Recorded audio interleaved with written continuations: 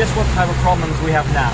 It's only day one of our crossing since we've left Azores, and we have already had 2 issues come up this morning. The first, we have an issue with our fuel filter. When our engine almost shut down because there was water in our fuel. Thankfully we have a fuel separator before the engine, so we were able to clean out the fuel separator and the engine kept running. So that issue has been dealt with for now, but it's still very scary to know that you have water in your fuel and it might come up again in the future. So we're very vigilant on the matter.